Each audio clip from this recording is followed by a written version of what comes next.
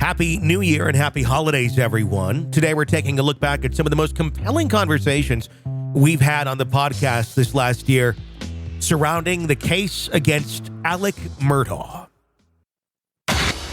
Murder in the morning from the Hidden Killers podcast. We are continuing to examine the moment that Alex Murdaugh thought he was being genuine and true and loving and kind and persuasive to all of his victims in court just the other day at his financial crimes sentencing, which ended up, he could have been at 1,000 years, but thanks to our judicial system, he gets 27 roughly to deal with. We're going to continue on. If you have not viewed the first part of our segment, you may want to do that. Lots of interesting things in there, including what I think is an admission of Alex Murdaugh of lying about Gloria Satterfield, and maybe there being some wrongdoing there. But let's continue on. This picks up about 15 minutes into what he said was going to be a 5-minute speech.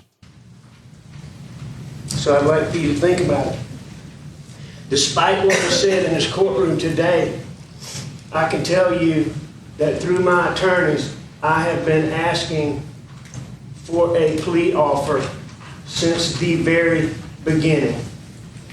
The very beginning. I formally pled guilty within 2 weeks of receiving the very first plea offer. Let's give him a cookie for that. He seems to want some sort of reward. However many days back. But I formally pled guilty within 2 weeks of receiving the very first plea offer. I love that guy's look. And you've heard a lot of talk about the sentence. And I will tell you that the sentence that I'm agreeing to is harsher than I wanted.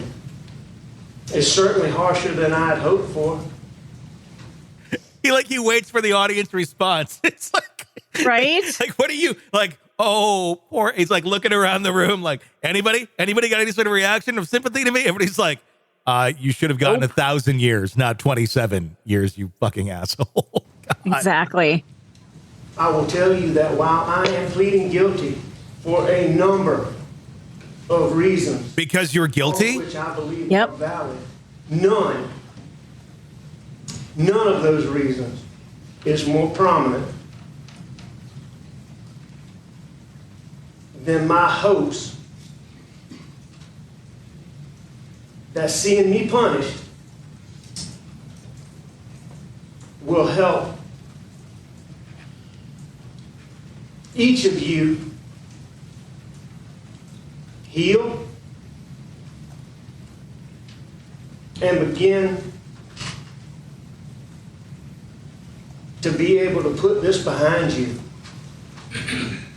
Because I can see it. I mean, I can see, I can feel, I know what you've been through. No, you don't. No, not at all. I know it. But I sense it.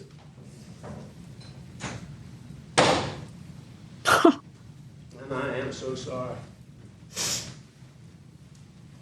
And that's it. People like him. I mean, I think that's a really interesting way that he made that statement. Maybe I don't feel it, but I sense it. That's how a lot of narcissists work. That's why they're narcissists. They don't have the ability. They're incapable of feeling those things. So they have to kind of try and learn to pick up on cues and sense things almost, and then try to act appropriately. But when they're in the midst of some of the horrible things that they get into and do to others, they're not sensing that in those moments. It takes moments like this to go, oh, I sense maybe somebody realized or caught me and I shouldn't have been doing that. No, it's wrong, but they don't sense the guilt, the remorse, the empathetic impact that it's going to make on someone until it's too late. And even then, it's still kind of like a, maybe I shouldn't have done that. I don't know. But I got all this. It really worked out, and they keep going, and they keep going until you get something like this. Now That's a really good insight. A few different people. I want to start with Buster. Who's not there. Right, correct. Ain't no Buster in that room, and good for Buster. This is where he gets mad at the media for the Stephen Smith connections.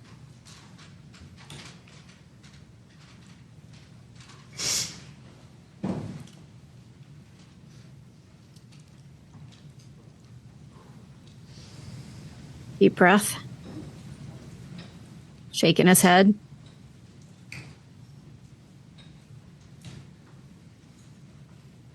Here it comes. Is this all acting, you think? Do you think all of this is acting? It feels very dramatic. He's just shaking his head, pursing his lips. I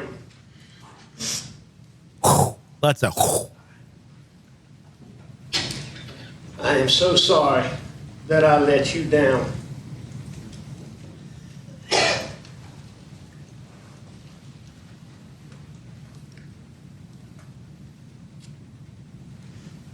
I am so sorry that I have not been able to be with you.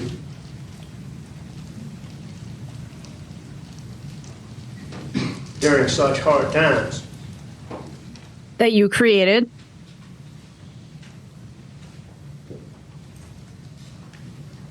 I am so sorry that I did so many things that are so contradictory to every single thing Mom and I ever taught you. And Paul. I think I see a little snot there.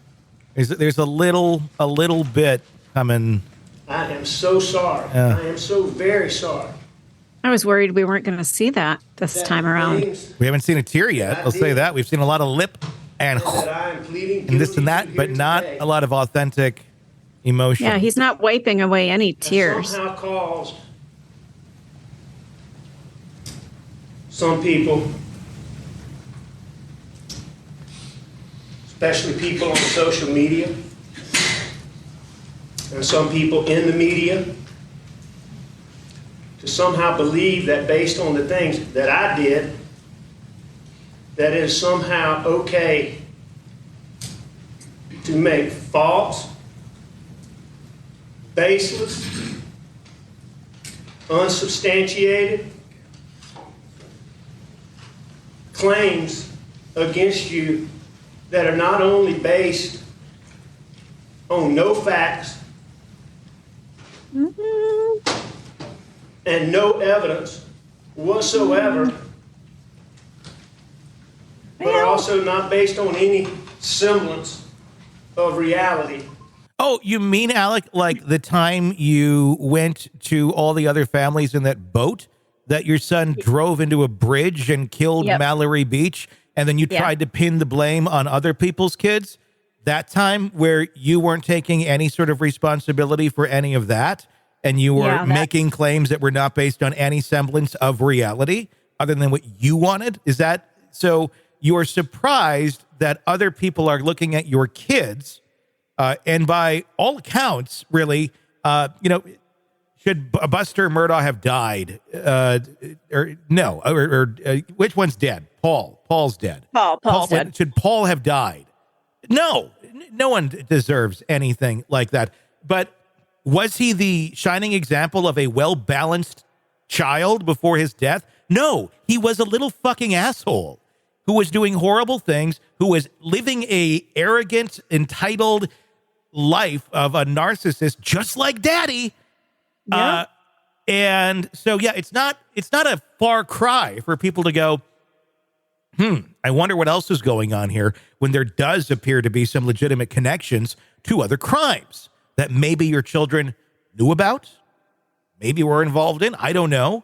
But I think it was a fair question to ask, considering you just went through and tried to completely cover up your other son's crimes. Right. And kind of got caught at that. It's kind of the whole thing that started pulling this whole world down on you, which maybe that made you a little mad, because that really kind of went against your own narcissistic plan to have your own little narcissistic seed doing the same shit back to you that you did to everybody else. And that may have just upset you so much that you blew his fucking brains out in the dog kennel. Maybe? I'm like, oh, it's way too far. I don't know. Look at him now. Look at how he talks. Look at what he says about all this shit.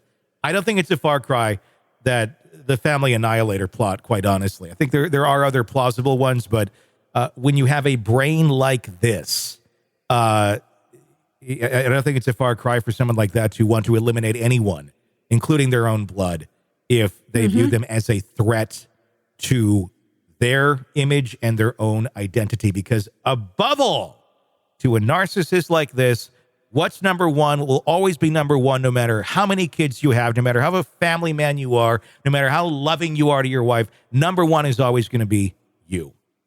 The one in the mirror. And that's how he is still living in this response to the victims today. Let's continue on. Whatsoever. And I am so sorry that you have had to go through that.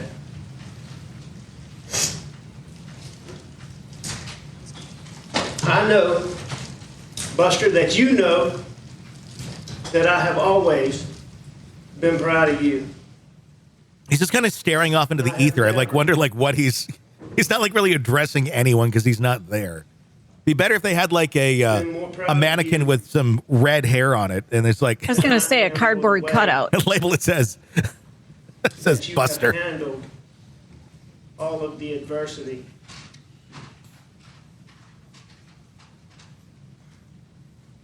That I put on you.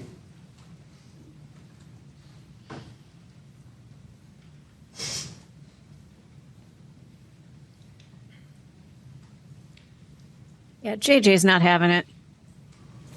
Your whole family is proud of you.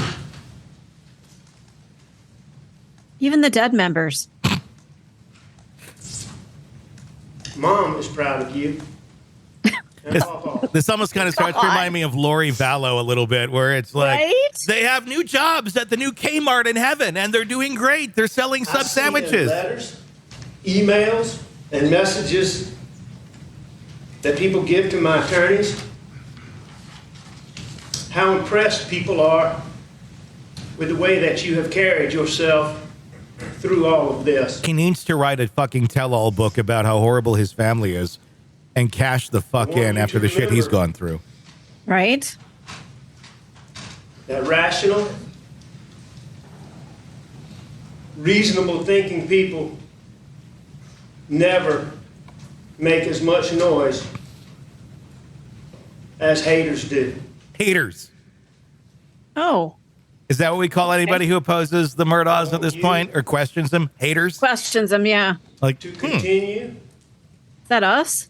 it's tune anybody. them out Oh, okay. Oh, tune them out. and Okay. continue to be the bigger person as you have this whole time.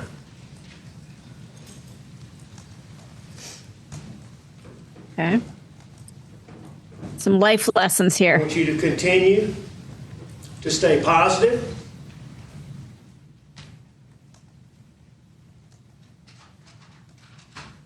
I'm sure it means a lot to And him. stay the course. Alex, stay the course. The fuck is He's this not course? even there. What course are you talking about exactly? Like, continue this trend of your horrific family? I love you so much.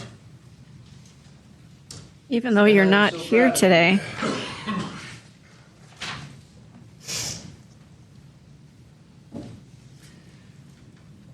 Next, I'd like to address The pets? Speak to All the my pets mom. that I've offended?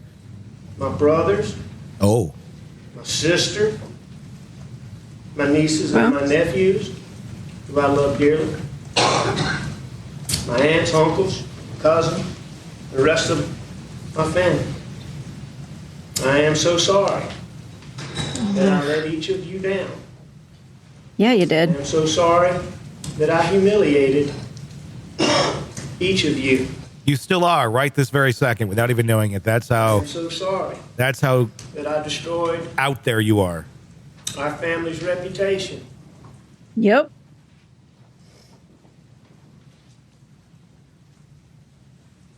With these terrible things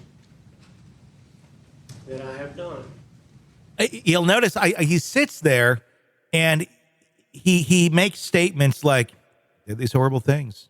Bad." Then he stops and he looks around the room and he wants He's to see. waiting for a reaction. He's hoping someone's going to react and show him some sympathy, and nobody is. If you're watching this, you're seeing it. But if you're just listening, you have a room full of people that are falling asleep or their eyes are rolling back in their heads because they're just like, what the fuck are you saying?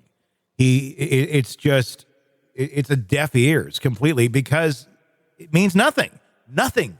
There is no sense of anything or semblance of authenticity out of Alex Murdaugh whatsoever. He knows how to act. Yeah. He certainly does in a courtroom, and that's exactly what he's doing right here. I'm wondering why the judge is letting him go on. That my actions At this point, why not? here today somehow made people on social media and in the media think that it's okay to falsely attack two of the three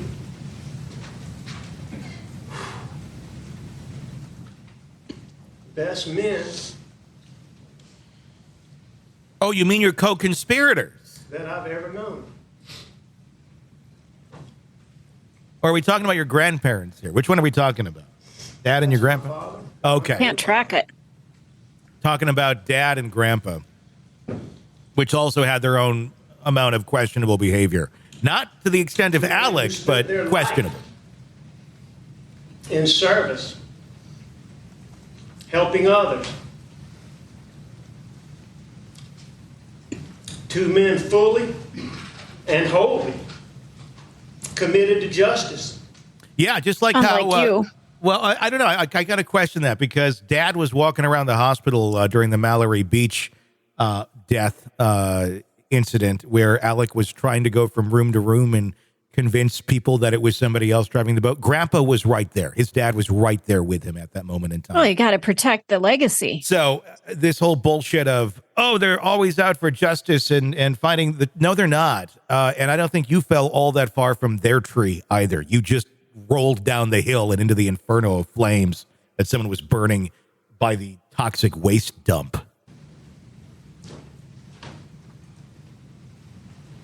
Two men who were most honest and most decent. You see, and here's the thing. He's defining those men as most honest and most decent. Would you believe Alex Murdaugh describing anybody in any way that his description of someone is accurate? No. There you go. If that's his definition of decent and honest, it explains a lot more about Alex Murdaugh. And if they were here today, They'd they're probably not. shoot you. devastated.